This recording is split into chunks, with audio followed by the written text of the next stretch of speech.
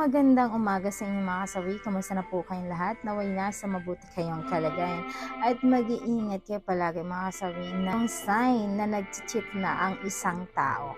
Ang unang sign natin mga kasawi ay marami ng excuse. Kapag kang isang tao nag-excuse sa inyo palagi, kahit na anong gagawin ninyo, anong nyaya niyo sa kanya, at marami siyang mga rason na sinasabi sa kanya. So yan yung ating una na sign. Pangalawa mga kasawi is matagal mag-reply. For example mga kasawi, kung dating hindi pa nag-chat yung taong mahal mo, kapag nag-chat ka ay mabilis ito mag-reply, ayan, talagang lahat-lahat ginagawa niya sa'yo, yung ipaparamdam niya sa'yo na ganun siya kabilis ang aktibo niya sa'yo, ayan.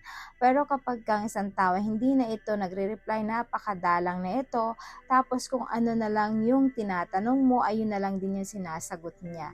Wala na siyang patanong palagi, yung anong kamusta ka na, anong gawa mo, sino kasama mo, kumain ka na ba? So, ibig sabihin, isa yan sa mga sign na talagang nag-cheat na ang isang tao sa'yo, mga kasabi.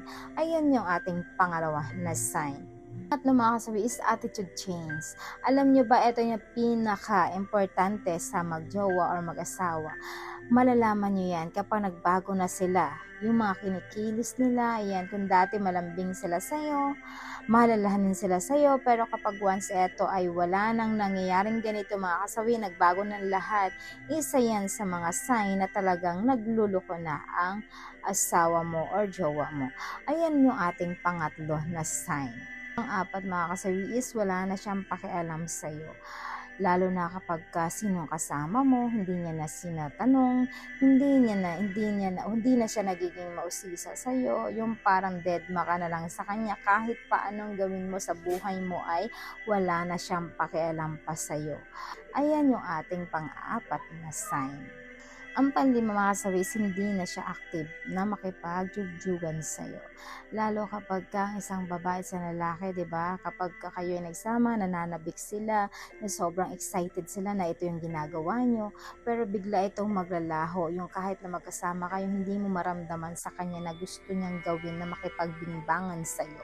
Ayan na po yung ating panlima na sign. Ang pang-anim mga kasawi is palagi na siyang nagsisinungaling. Kahit maliit na bagay ay nagsisinungaling siya sa iyo. So, ibig sabihin talaga na meron ng kinalulukuhan yung mga asawa or jowa ninyo. Kasi hindi naman magsisinungaling ang isang tao sa inyo kung wala itong tinatago, kung wala itong ginagawang hindi maganda. Kaya sila nagsisinungaling kasi meron silang pinagtatakpan, meron silang tinatago sa inyo. Kaya ang ginagawa nila hanggat kaya nilang itago at pagsisinungalingan sa inyo ay magsisinungaling ito mga kasawi. Ayan yung ating pang-anim na sign. Pampito mga kasawi is wala na siyang time para sa'yo. Lalo na kahit paanong yaya mo sa kanya, ayan, wala na siyang oras na makasama ka, ayaw ka na niya kasama.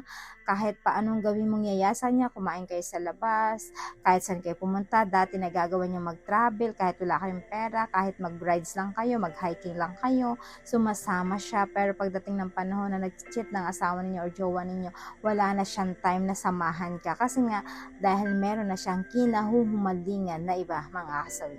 Ayan yung ating pampito na sign. Ang pangwalo mga kasawi, ito yung pinakamasakit sa parte. Minsan natin ayaw ka na niyang kasama dahil mas gusto niya nang kasama yung kanyang isa mga kasawi kumpara sa iyo. Kaya kahit pa anong yaya mo sa kanya ay hindi ka na niya sinasamahan.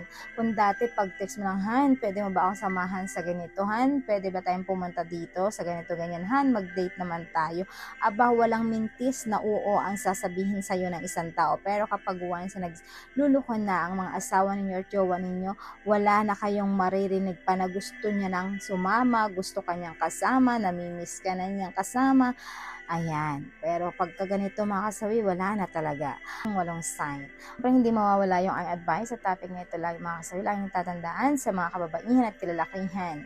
Dapat nagiging matalino tayo sa mga kinikilos ng mga kaparehan natin. Kasi kapag once na hindi mo agad naiintindihan or hindi mo agad nasusupla ang gusto nilang gawin sa buhay nila at hindi mo kaagad nakikita, talaga namang magugulat ka. Baka mamaya ay lubusan na siyang lumayo sa iyo at sumama na doon sa kanyang bagong kinalulukohan mga kasawi. Kaya hanggat maaari ay dapat maging matalino tayo kung sino yung mga tao na nakakausap nila, sino yung nakakasama nila, mapagmatsyag tayo kung ano yung mga kinikilos nila.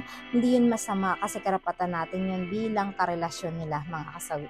So yun lang po mga kasawi yung aking advice. Maraming salamat po sa patuloy na pagsuporta niyo sa akin, sa walang sawang pag-share at pag-comment. Sa mga hindi pa po napag-subscribe mga kasawi, pwede na kayo mag-subscribe, pwede na kayo mag-follow para updated kayo sa topic ko araw-araw. Magandang umaga.